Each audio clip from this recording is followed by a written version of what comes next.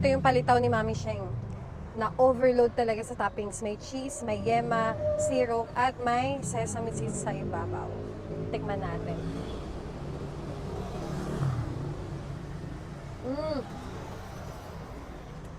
Grabe, ang sarap na merienda to ah.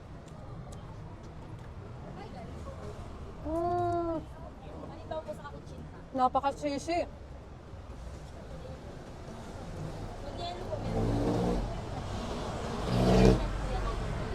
Grabe, napaka-special nga.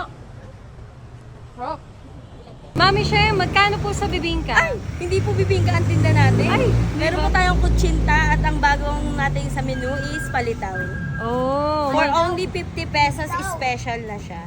wow, pareho? Yes po. Wow, sarap yan ah.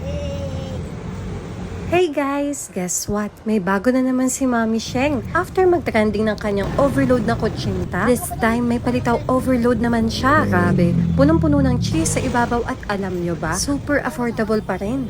Look at that, sobrang generous sa toppings, talagang sulit na sulit. Kung nagustuhan nyo yung kutsinta niya dati, I'm sure magugustuhan nyo rin to. Hindi lang yan, may bagong palamig din siya, mango ube at banana ube. Perfect pang partner sa palitaw, lalo na sa init ng panahon. Sobrang sipag talaga ni Mami Sheng. Nakakabilib yung dedication niya sa paggawa ng masasarap at murang pagkain para sa lahat. Kaya don't miss out guys. Try nyo na tong bagong palitaw overload at palamig ni Mami Sheng.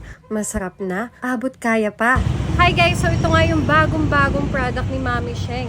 Ang ube banana. Ube saba. Grabe. Tignan nyo ba?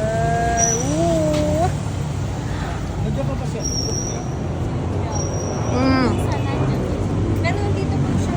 At ito naman yung napaka-trending talaga kay Mami Sheng, yung kanyang kutsinta na overload. Oh, grabe. O, tignan nyo naman yung cheese. Kainin na natin to. Oh. Oh. Alam mo itong kutsinta. Take out. Sarap. Sa mga naghahanap po sa amin, nandito pa rin po tayo sa Tayuman, tapat ng Gets Hotel. At ang nag-trending na kutsinta at konyelo ni Mami Sheng.